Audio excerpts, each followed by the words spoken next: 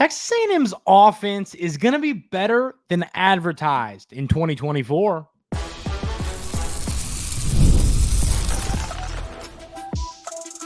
You are Locked On Aggies, your daily podcast on the Texas A&M Aggies, part of the Locked On Podcast Network, your team every day. Welcome on in to Locked On Aggies. I'm your host, Andrew Stefaniak. Thanks for making Locked On Aggies your first listen every single day. And today's episode is brought to you by our friends over at Game Time. Download the Game Time app, create an account, and use code LOCKEDONCollege for $20 off your first purchase. Terms apply. Ladies and gentlemen, hope everybody had an outstanding 4th of July. Hope everybody's having a great Friday. Maybe a lot of people off work today. Enjoying the day. My mom's off work today. I think we are going to grill here in a little bit. So, a lot of exciting things going on in the world, ladies and gentlemen. It's the weekend. Great fun day yesterday for everybody. So it's time to talk about why I believe Texas A&M's offense is going to be a lot better than people are giving it credit for. So here's the deal. You look at this Texas A&M football team, there's a lot of excitement around the defense. Terrion York, Nick Scorton, the brain of Mike Elko, and all of these different weapons, Bryce Anderson making a position change, all these elite players you add to the secondary, some of your other transfers at linebacker, some of these young guys up front on the defense that are hopefully going to take that step in the right direction and have a more significant role this season. There are so many things that have folks excited about this season for the Aggies when it comes to the defensive side of things. But on offense, people are excited. I'm not saying people aren't excited, but there's not that same level of hype around the defense as we're seeing with the offense, or around the offense as we're seeing with the defense, And, looking at this offense, I'm telling you, I have these like random thoughts. Like I'll just be sitting down. I'm like, oh, you know what? And it'll hit me. And I'm like, I don't think people are talking enough about this Texas A&M offense. I think that you break this offense down position by position, and you go, dang, that's a solid room. But then when you put it all together, it's like no one seems to have this belief in Texas A&M and the offense. So, now we're going to go position by position. I'm going to tell you why you should be excited. Offensive line, once again, we have spent numerous months and years and hours these last few months discussing how it's a concern. And it is a concern. There's no way that you can look at Texas A&M's offensive line and go, it's going to be fine. It's going to be completely fine. I'm not worried about it at all. I'm concerned about Texas A&M's offensive line. I do have some things about that position group where it's like I have depth concerns, and then it's like, we talk about last year is Trey Soon had a solid year, but can he improve, take that next step? You lose Bryce Foster, obviously making the move. Now I already forget where he went. You go to Kansas, wherever, it doesn't matter. We don't care now. But I think it was Kansas, but still, it doesn't matter. You lose Bryce Foster, you bring in the Utah center, you got Mark Naboo still playing. You've got Reuben Fothery, the big guy. You've got lots of players with upside. And I also think that you got to remember here, you have Coach Cushing, who I think is a really underrated offensive line coach. You look at his numbers, you look at who he put in the NFL during his time at Duke, and he's a great coach. He does a really good job. And I think that he's going to come to Texas A&M, and you're going to see development. That has been the term we use so much here at Locked On Aggies, the player development. It is what is going to make this pro football program better than what it was under Coach Jimbo Fisher. Jimbo Fisher was getting the recruits, although ironically now that used to be like, well, but Jimbo recruited well. Now Elko's recruiting well to where it's like, well, what did Jimbo do well? But that's beside the point, neither here nor there. I think that you look at this offensive line, and it's fair to be concerned. More than fair to be concerned. I'm concerned, as I've said time and time again. But I believe that Coach Cushing is going to figure it out. I think he's got enough guys we can piece together an offensive line. And I've said this many times. I don't think it has to be this elite offensive line. It doesn't have to be this group that is just incredible. I've said it many times. I think if this offensive line is just good, I'm not asking for elite. I'm not asking for top 5 in the SEC. I'm just asking for good. And I think that they can be good. I really do. I think that this unit has the pieces, has the talent to be a solid unit. So, and that's, but once again, like I'm trying to talk you into this offensive line, and that's my only real concern here. I've discussed my thoughts on receiver, but I still know how much talent you have there. My concern is more of a big picture concern. I think the receivers are going to be good enough to get the job done. So then you look at where this team's going to excel to me is in these 3 position groups: quarterback, running back, and tight end. I think that Conner Weigman, once again, something I've discussed time and time again here on the show, but I think Conner Weigman is going to have a season where he truly explodes onto the scene. I keep using this term, the best kept secret in college football. And I think that's a great, the South Carolina host actually, said that to me. I think that is a great, incredible way to describe, the Conner Weigman. It's a great way to describe Conner Weigman because people aren't talking enough about him. They aren't. He's too good of a player. And I think he can have this season where he stays healthy. You got to remember, Texas A&M didn't have Conner Weigman last year for, pretty much the whole season. He got hurt really early into the year.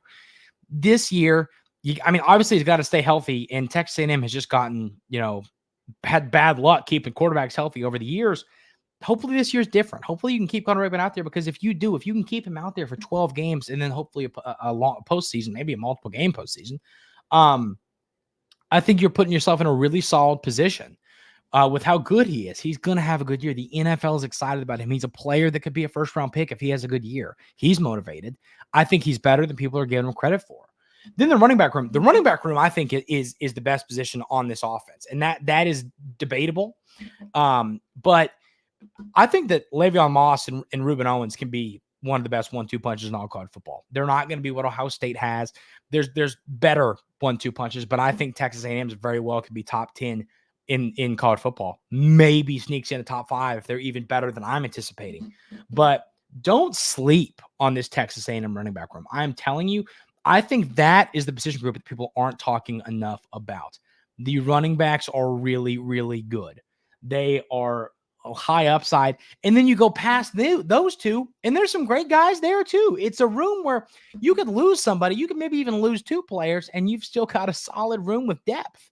So I have a ton of excitement for this running back room. Now, they're going to need some help from the offensive line. The offensive line is going to have to block, is going to have to create holes for them. They can't do it all themselves. If they're getting hit 2 yards into the backfield, you're in trouble. So the offensive line has to create holes for them. But like I said, I think the offensive line will be able to get a little bit of a push to where the running backs can make people miss and have a great season. And then, once again, tight end, I think that Donovan Green's another player that people aren't talking enough about. I think he is set to truly break onto the scene. He's a player with a ton of upside. I really like what he brings to the table. Him getting hurt last year still was a real bummer. He's getting healthy. He's getting back to being able to cut and move and get to feeling better. And he's going to be on the field. And I think he's going to have a great season. Another player who I think has a very high NFL upside. He's a guy that I could see being on all of our fantasy football teams in 3 or 4 years. That's how good of a player he is. I think he's got that upside. I think he's a good blocker, but I think he's also a great pass catcher. He's quick. He can move. He's large. He's everything you need a tight end to be. And then the last piece of this offense, and potentially the most important, kind of ties into the tight end conversation, but Collin Klein. Collin Klein loves to get the football to the tight ends. And I think Collin Klein, I left the best for last on this conversation, is the other reason I think that this offense is going to absolutely outperform expectations. I think Collin Klein is going to end up being one of the best offensive coordinators in all college football this year. I think he's going to win. I forget the name of the OC of the Year award, but I think he's got a chance to win it. I really do. I think he's that good of a coach. And I told y'all, I don't think he's going to be at Texas A&M long because I think he's going to be moving on to a head coaching career down the road. So, you look at Coach Klein. I think his upside is so high. I think that he's a coach that, and there is upside when it comes to coaches. I think his upside is to the roof, and I think it makes his football team a lot better. So, to sum this all up into a few sentences, I think this Texas A&M offense isn't being discussed as much as it should be. I think this offense is really good. I think it's got a high upside. And yes, I believe Texas A&M is going to have a great defense, but I think the offense, I'm hearing a lot more people talk about the defense than I am the offense. And I think this offense is going to surprise some people. We got a list on where the Aggies are in the secondary in the SEC. Is it top 10? Is it top 5? Where's the Aggies secondary ranked in the SEC? And I'll tell you, I think if this ends up being where the Aggies end up at the end of the season, 9 wins is definitely on the table. We'll discuss that coming up right here on Locked On Aggies. But first, I got to tell you about our friends over at eBay Motors. Passion, drive, and patience. The formula for winning championships is also what keeps your ride or die alive. eBay Motors has everything you need to maintain your vehicle and level up to peak performance. Superchargers, roof racks, exhaust kits, LED headlights, and more. Whether you're into speed, power, or style, eBay Motors has you covered. With over 122 million parts for your number one ride or die, you'll always find exactly what you're looking for. And with eBay Guaranteed Fit, your part is guaranteed to fit your ride every time or your money back. Because with eBay Motors, you're burning rubber, not cash. With all the parts you need at the prices you want, it's easy to make your car the MVP and bring home huge wins. Keep your ride or die alive at ebaymotors.com. Eligible items only. Exclusions apply. eBay Guaranteed Fit only available to U.S. customers.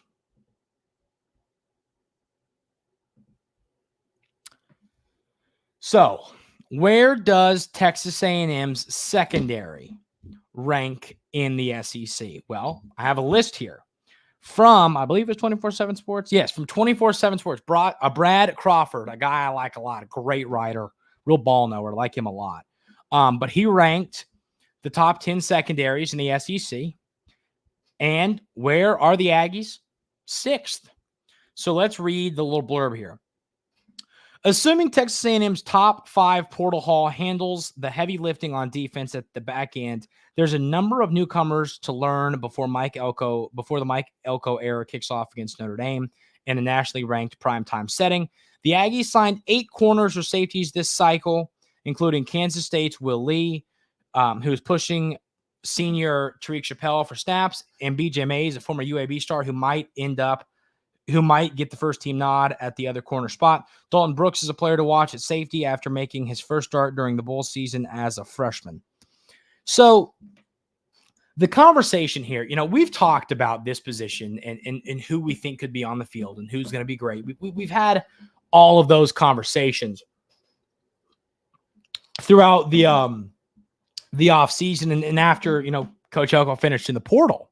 But I think that this list really brings to light something that we need to discuss, and it is if Texas A&M secondary ends up being 6th best in the SEC. So you've got to look at this from the bigger picture point of view.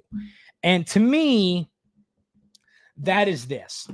I think the 2 most concerning position groups on this roster are the secondary and the offensive line. And honestly, I don't think that's debatable. As I always say, I feel great about quarterback, running back, tight end, pretty good about receiver, great about defensive line, pretty good about linebacker, to where it's truly just the secondary and the offensive line that are really the concerns for me. So, so this is the conversation I want to have. If your secondary finishes as the 6th best secondary in the SEC, which means one of the 2 position groups that heading into the season I'm concerned about, if one of those position groups ends up being the 6th best in the SEC, you take that all day long. Because that means, once again, let's say the running backs are ranked 4 and the quarterbacks ranked 5. And I mean, you've got all these top 5 position groups. And then the ones you're concerned about, like, let's say we see a list for offensive line come out and it has the Aggies like 7th or 8th, right? You take that all day. That means that your 2 worst position groups, are still top half groups in the conference. You take that all day long and twice on Sunday. I mean, really, like, that's the reality here of looking at this. So when I kind of looked at this list, I went, well, heck yeah, we'll take that all day long. If you told me the Aggies are going to finish as the 6th best secondary in the SEC, I take that all day long, because that's probably a top 20 secondary in college football, if not top 15. And I think that you have to remember this, and you have to look at this at, like, you've got so many transfers. And this is why I keep reiterating that Coach Elko absolutely hit this out of the ballpark. Hit this out of the ballpark when it comes to the transfer portal. There is nothing in the world more frustrating as a fan of a team than when your team has a problem. Okay, we need linebackers, we need receivers, we need secondary players, whatever it is. And then you see the transfer portal open and you go, okay, why did we go get a quarterback? Why are we offering defensive linemen? We need players in the secondary. We need linebackers and receivers. Why are we going to get tight ends? You know what I mean? It's frustrating when that happens. Coach Elko addressed the problems. He was at the bowl game. He watched. He saw what happened in the portal. And then he goes and lands players. He gets the job done. I'm telling you, this is how you take care of business. You know, that is how you fix problems. And Coach Elko now has fixed that problem. I mean, if you would have told me 5 months ago that Texas A&M's secondary heading into the season was going to be ranked 6th best in the SEC, I would have cried tears of joy about that. I mean, that's just the reality here. I love that Coach Elko saw the problem and fixed the problem with the transfer portal. Obviously, you don't want to rely on the transfer portal. You want to be able to build your team via high school recruiting and developing talent. That's how you want to build your team. But when you have a hole, maybe some players you recruit and develop just don't pan out like you hoped. When you have a hole like that, you need to be able to go get some guys out of the portal to fix that hole. And that is exactly what Coach Elko did. So I will take that any day of the week, the 6th best secondary. Okay, I got a fun little 2-minute conversation before we head over to segment 3. Someone commented this the other day, and it was, with the current roster that Texas A&M has, the current roster, everyone we've added via the portal and all that, if I could have back Evan Stewart or Walter Nolan, who would we take back? And we're not talking about personalities and this. We're not talking about that, just as a player. I think it's just a fun 1-minute conversation to have. And to me, I think it's pretty easy. I think it's Evan Stewart. I think that your defensive line is in a better spot than your wide receiver room. I think you've got a lot of great players up front on that defensive line. But I've talked about my concerns with the receiver room when it comes to, is someone going to end up being that wide receiver one, that alpha dog, that watch out, I'm the guy, it's 3rd down and 7, throw me the football, I'm getting us a 1st down. You know, I think Evan Stewart is that guy. Can Noah Thomas or Ja'Day Walker or Moose be that guy? Well, I'm hoping so, and I think we'll see that happen. But one of them has to do it. If you had Evan Stewart, you would for sure have one of those guys. So I think that's going to be really interesting to see what they do this year at their new spots. And I think also adding a dominant presence up front in Nick Scorton. I know that, Walter Nolan's more of a tackle and Nolan's and Scorton's more of an edge rusher, but so they don't, they're not doing the exact same thing all the time. But I still, as I've told you, and I know this is bold, I would take Nick Scorton over Walter Nolan. And I know that's crazy. We don't play Ole Miss this year, but I mean, if we did, and I said that, I think that we would see some people lose their marbles. But, and no disrespect to Walter Nolan, I just think that's how good Nick Scorton is. But that's a really fun question. And heck, I mean, if y'all have an opinion on it, everything stays the same, current roster, not based on personality or attitude or anything like that. If you could add Evan Stewart, or Walter Nolan to this team, who would you rather add to the roster? I'm actually anxious to hear y'all's thoughts on that. So leave that in the comments. It should be an interesting little game, little response. So let me know that. And then I want to say real quick before we move into segment 3, I just got a quick conversation for segment 3. But I wanted to, so today's Friday. I'm recording this before the 4th. Just because, going to have a fun day tomorrow and don't want to have to get up early to record on Friday morning. So I thought I'd go ahead and do it today. But I want to give y'all my plan once again for when I'm out of town. I'm going to Spain, Barcelona, for the running of the Bulls, which is technically in Pamplona. But I leave on Monday, the 8th. I will have a podcast for you on the 8th, Monday, the 10th and 11th, Wednesday and Thursday. So next week, I'll have a show for you on the 8th, the 10th, and the 11th. Then that following week, I'll have a show for you on the 15th, and then the 18th and the 19th. I'll be back on Thursday on technically the evening of the 17th. But 18th, 19th, we'll have shows as normal. And then, that start of the week on the 22nd, we'll be fully back to business as normal. But so the next 2 weeks, we'll have 3 shows instead of 5 while I'm out of town. But when I get back, ladies and gentlemen, I mean, when I get back, we're talking football. We're preparing for Notre Dame. I mean, we are really getting into it. So that's exciting. We're getting there. I just want to tell you all that schedule one more time. And I might put that on the Locked On Aggies Twitter, my Twitter. So just as another reminder, we're going to talk about why people are buying into the A&M hype coming up right here on Locked On Aggies. But first, I want to tell you about Game Time. I always tell y'all, you should ever purchase a ticket to any kind of event anywhere other than Game Time. It is the best place to get tickets, whether you're getting tickets to a ball game, the theater, a comedy, so a comedian, or anything, a concert, anything you would need a ticket to, you better go get it on Game Time. They let you see your seats from the app. They got the best deals at all times, and they have really good deals a few minutes, hours before the event. Go get your tickets on Game Time. I promise you won't regret it. Take the guesswork out of buying MLB tickets with Game Time. Download the Game Time app, create an account, and use code LOCKEDONCollege for $20 off your first purchase. Terms apply. Again, create an account and redeem code LOCKEDONCOLLEGE for $20 off. Download Game Time today. Last minute tickets, lowest prices guaranteed. So I wanted to have a little 2 or 3 minute conversation today before we call it a week here at Locked On Aggies.